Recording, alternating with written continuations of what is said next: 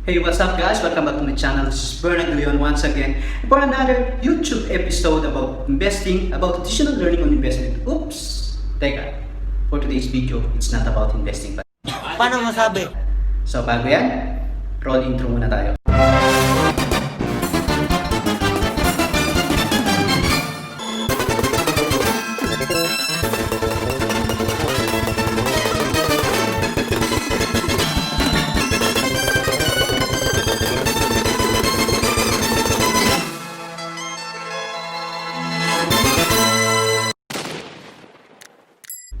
Okay, as I mentioned nga pala, hindi tayo ngayon mag-uusap about any investment. I'm going to answer one of the message ng ating isang subscriber. Ito yung message niya from Camille. So, Camille is from USA. So, ito yung message. Hi bro, congrats po sa 1,600 subscriber. Gusto ko din po mag-start ng YouTube channel. Sana makagawa po kayo ng video ng mga tips sa pagsisimula ng YouTube channel. Ang gaganda po ng topics niyo. God bless. Thank you for this question, Camille, and thank you sa pagsasubscribe mo for our channel. So, yun ang pag-uusapan natin. And kayo din, baka mayroon kayong mga plano or you're having plans to start YouTube. So, maybe this video will also helpful for you. So, unang-una, paano nga ba mag-create ng YouTube channel? So, eto. Number one, kailangan mag-create ka. Kailangan meron kang Gmail account. What? So, kapag ka nakagawa ka na ng Gmail account mo, then punta ka sa YouTube, start login, create account, and then gagamitin mong account ang Gmail na na-create mo. So that's one. Pangalawa, once you already have the YouTube channel, susunod ang kailangan mag-create ka ng name ng channel mo. In creating YouTube channel, take note, sana mas madaling maalala. Ito yung mga dapat mo tandaan. Unang-una, your channel must be easily remembered para pagka napanood ng isang tao, madaling yung babalikan, ay si ganito, gumagawa ng YouTube sa ganito. At ito si Bern, gumagawa ng tutorial about investing. So, madaling ma-recall. So, dahil yun ang channel mo. Pangalawa, dapat related sa niche mo. Ano ba yung gusto mong mangyari sa YouTube channel mo? Education ba? Entertainment ba? Lifestyle? Passion? So, napakadami. So, for me, better create something you are passionate about. So, for me, for example, ako, ang passion ko is educating more Filipinos about investing, stock market, doing a proper investment, financial planning. Because I'm a registered financial planner, and this is my advocacy, helping more and more Filipinos. So, doon ko siya sinisimulan. But for you, since you're living in the US, maybe you can do is life of a Filipino here in US or anything, or since meron ka ng or you're in a family, create maraming mommy's vlog. So everyday vlog about children, about their kids. So it can be helpful. So anything that you are passionate, pwede yun.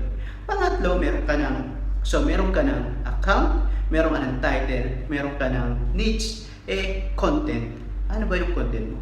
So dito nagkakatalo. Maraming mga YouTuber na pare-pareho ng niche, pero nagkakatalo sa content, pagalingan ng content, nga. Siyempre, ang mga subscriber, ang mga naghahanap, they look for the best content. They watch for it. At kapag nagustuhan nila yung content, babalikan nila yung channel mo. Dahil natuto sila, na-entertain sila, mayroon sila take home doon sa channel mo. So, this will be a good start. So, paano naman kung hindi mo pa alam yung niche mo at hindi mo pa kaya? So you better start something, no? So introduce mo muna yung sarili mo, introduce mo about channel, ano ba ma-expect ng mga subscriber mo sa channel nila. So at least you start. So dahil hindi mo pa rin alam, maaaring yung iba hindi pa alam kung ano yung channel na gusto nila, you can explore. Pwede mo na ng channel mo. Then find out saan ka magiging masaya, saan ba yung niche mo, saan yung strength mo, at ano pa talaga yung pwede mong ihatid sa mga subscriber mo. And meron ka ng title, meron ka ng account, meron ka ng title, meron ka ng content. Next is, paano mo i-record, i-video ang sarili mo.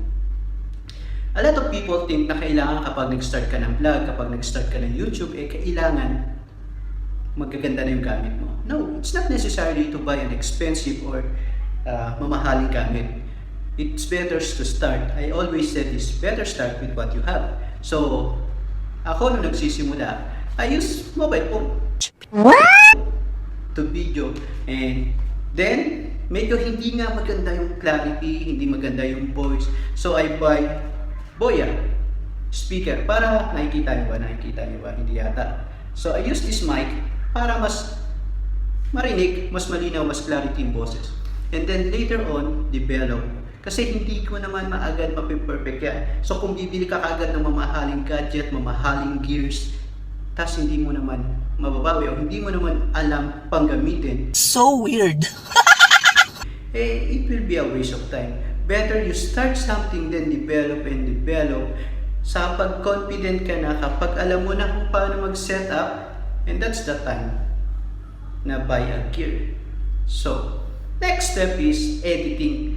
Dito sa editing, dito talaga nagkakaroon ng matinding oras. Aside sa paggawa ng content, yung editing talagang focus. Pero since sa akin, hindi naman ganun kabigat ang editing, hindi masyado ako nag-edit, hindi ako heavy editing. Unang-una, I'm not an videographer, I'm not an editor. For me, I'm a registered financial planner. The simple thing is, editing lang ako kasi yun lang naman ang purpose ko. Pero kung medyo cinematic yung approach mo, medyo entertaining, kailangan mo bigyan ng pansin ang pag-i-edit. So sa pag-i-edit naman, maraming free software. When I was starting, I using KineMaster, meron din Final Cut Pro, pero now I use iMovie. So simple, madaling gamitin, that's fit for me. But later on, I also try to explore something new. Kasi yun naman, kailangan nag-e-explore ka, kailangan natututo ka, kailangan dine-develop mo. Do it! Just do it! And take note, sige, mamaya na lang yung take note, finals na. So next is, how you will going to market your YouTube. Kailangan i-share mo. Nakagawa ka ng channel, na-edit mo, nakagawa ka ng content, hindi mo naman i-share in public. So weird. Para saan? Okay lang yun, personal mo. Hindi dapat i-private mo. But since gusto mo siyang i-publish, kailangan i-share mo with other friends. So, use the other social media platform. Nandiyan si Facebook, nandiyan si IG, nandiyan si Twitter, kung ano-ano pa. So, use this one to share your channel. Let everybody knows na meron ka ng YouTube channel. And dapat i-share mo rin siya to those person, to those group na related sa'yo. Don't share motherhood sa mga brothers. Don't share finances sa mga hindi naman talaga related. So kapag sinare mo siya, make sure relevant yung group na pinagsisharean mo. Sa mga YouTuber, sa mga financial advocate, sa mga insurance agent, I share those things. Sa mga nag-stock trading, I share those things, pero not to everyone. Pero since nagsisimula ka, ang una mong i-share, share it with your friends, share it to your family. So let them know that you have channel and ask for their support. Don't be shy, don't be afraid, kasi it's just selling yourself, selling your final product in YouTube. Para naman maintindihan nila, ano ba yung gusto nilang mangyari, ano ba yung, and ask for the, ano ba yung gusto mong ipahatid. And ask them to be honest, ask them for the feedback, to be honest feedback, ano ba yung pwede mo pang i-improve, kasi there's always a room for improvement. So, that's it, and keep it, and the last is, keep it in a regular basis. Dapat may oras ka, may araw ka ng pag-upload. I'm not saying na everyday mag-upload ka. At least, every week, meron kang panibagong upload. Why? Because people will notice, uy, maganda yung vlog mo, maganda yung channel mo, pero kung hindi mo naman susustain, hindi mo siya i-maintain, hindi ka maging regular, yung subscriber mo mawawala. Na hindi na sila mag-subscribe sa'yo. So make it consistent. Kung every week, make it every week. At least you need a vlog post every week. So kung twice a week, thrice a week. Kung gusto mong everyday, it's up to you kung kaya mo. Pero kailangan maintain mo. So I think that's it. Pero reminder lang, gumagawa ka ba ng YouTube because gusto mo sumikat, gusto mo ng pera? I think if that's the purpose, it will not last. Make a YouTube vlog because it's your passion and you enjoy doing it. Regardless kung kikita ka, sisikat ka, siguro secondary na lang yun. Do it! Just do it! You make a YouTube because you want to share your thoughts, you want to share your experience, you want to document something, and you want to share it with others. So dapat masaya ka sa ginagawa mo. Yes, ang YouTube is a one source of my other source of monetization, but it's not about monetization alone. It is my passion. Hindi ganun kalaki yung kinakukuha ko sa YouTube. I'm still happy every time people appreciate na may YouTube ako, na every time people appreciate yung binibigay kong vlog. So katulad mo, katulad ngayon, I'm so happy that a lot of people asking for this question, and I'm happy to serve them because it's my passion.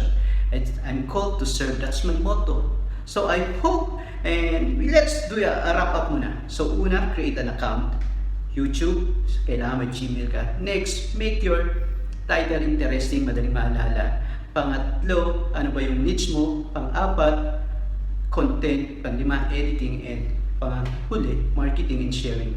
So I hope, Camille, para sa ito, sana natutunan mo. At again, if you want to ask something about YouTube, and lalo na pagka about investing, comment ka rin. At kung may mga idadagdag ka ba, comment ka rin. Baka makatulong. At sana kung may mga mali rin akong nasabi o may mga additional comment kayo, o may additional input kayo, comment down below and I will read it, I will appreciate it. So, I hope you will learn from this. And kung na-appreciate mo, I encourage you, please hit that like button, subscribe, and hit that notification bell para updated ka sa mga bagong videong ina-upload ko. So see you next vlog. Once again, this is Bern nagsabing bawat Pilipino may kakayahang umasenso. God bless you all, guys.